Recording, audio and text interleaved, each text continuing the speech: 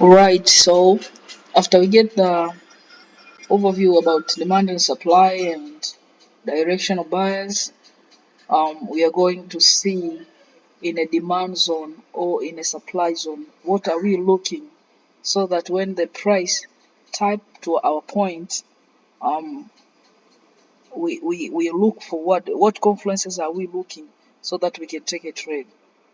So let's say example, this is our supply, okay, and this down here is our demand. Let me try to draw. Okay, this is our supply. Let's say this is our supply, right?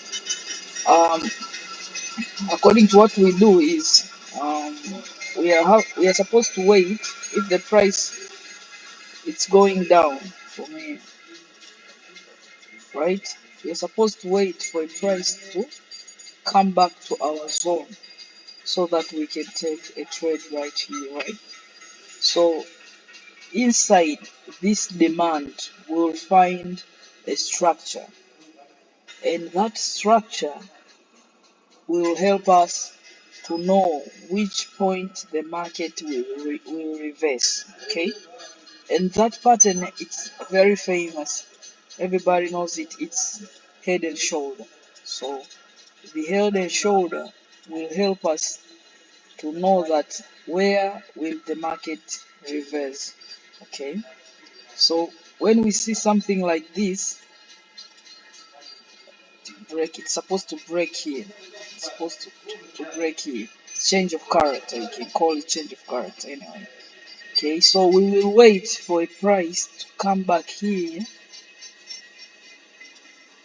For a price to come back here so that um I can take a sell from supply, and in this zone I will look for the same pattern so that I can take a buy, right? So when you notice a demand or supply, inside that demand or supply, you will need to find something like this, a pattern like this. Okay, so this pattern will help us to know where will the market reverse, because this zone you may find that it has more than even 50 to 80 pips, and this is what other people are trading. They are trading with a big stop loss. Most of the people who are trading demand and supply, they have this problem. They put their entry here and their stop loss here. But in real sense, when you put your entry here, when the market comes, let me show something.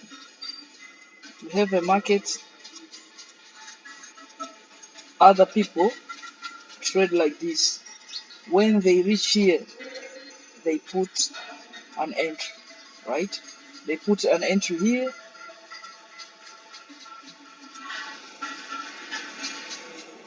They do something like this. They put they put an entry here and take profit here, right? But you may see this might have a lot of pips. Sometimes they even have 100 pips for stop loss. So and that's why most of the people who are trading the demand and supply, they are not passing prop firms because their stop loss are very big, so it's not favorable for them. But they are missing some few important information. You can get even an entry of a stop loss of 2 pips with what I'm going to teach you. Okay, so what we do is we have a supply here. We as you remember our directional bias. It's if you are doing analysis from 4 hour, you have to go to 3 hour to 30 minutes and then to 5 minutes as an entry, right? So first of all, we recognize this is our supply zone. What do? We find this this pattern in here in 30 minutes, Okay, the zone will be in 4 hours, right? This is 4 hour a zone, but we will go to 30 minutes and we find this pattern in 30 minutes in here, and then we will draw a line and wait for a price, right? So it will be something like this. When you go to 3 minutes, yeah, when you go to 30 minutes, sorry,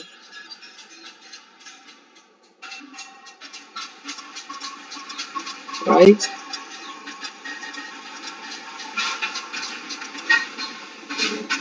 Right?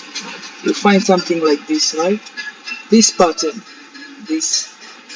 What we will do after finding this pattern here, what we will do, we will mark this, we call overthrow.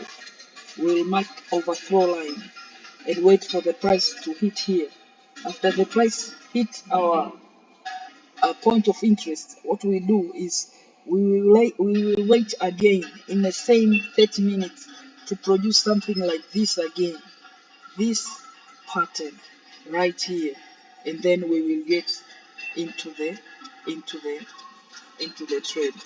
So when it's reached this place, we will put an alert. So when we put this line, we put an alert, we wait for the price to come in. After price come in, we expect to see something like this,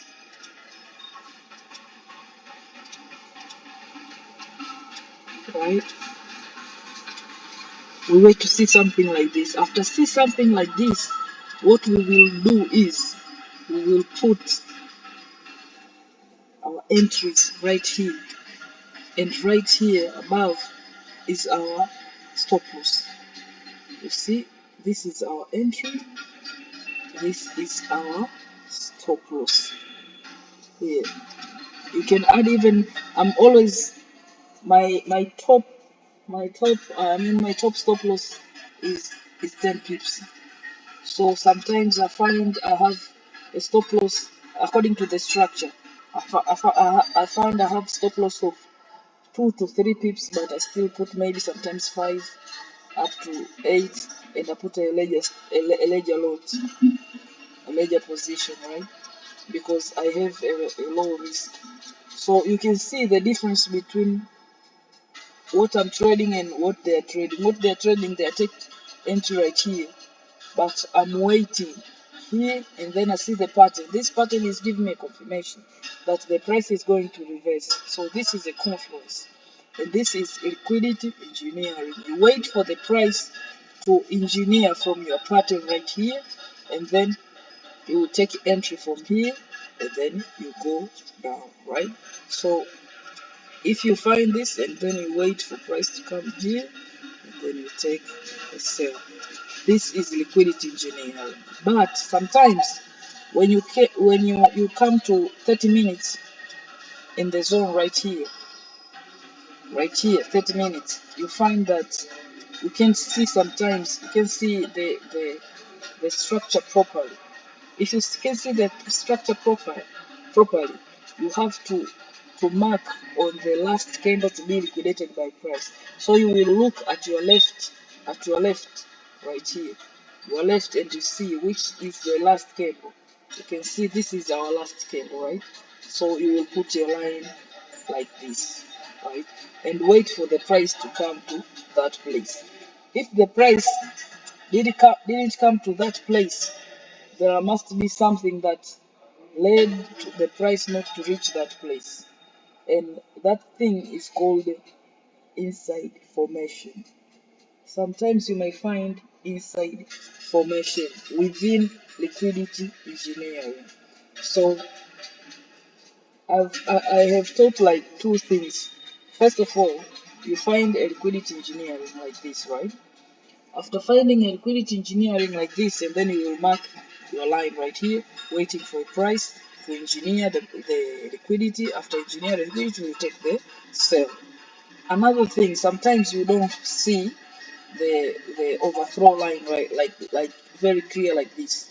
So what you will do, you will look for last candle to be liquidated by price, which will be on your left side. So you will take this as a line for waiting the price to get there, and then to engineer liquidity, and then you take a sell, right? But sometimes you may find that a situation that, let me show something, in a 30-minute time frame or situational time frame, you find something like this,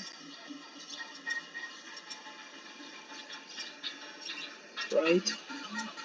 You have something here, right? You have something here before before before the price go down. You can see most of the time the price just go down freely, but sometimes it has inside formation. Okay, so this inside formation you can count as the place where you can wait also. You can count as the place where you can wait for price to reverse at that point. So if you find there is this and there is this, okay, you just put two rays. You put right here. Okay, my internet is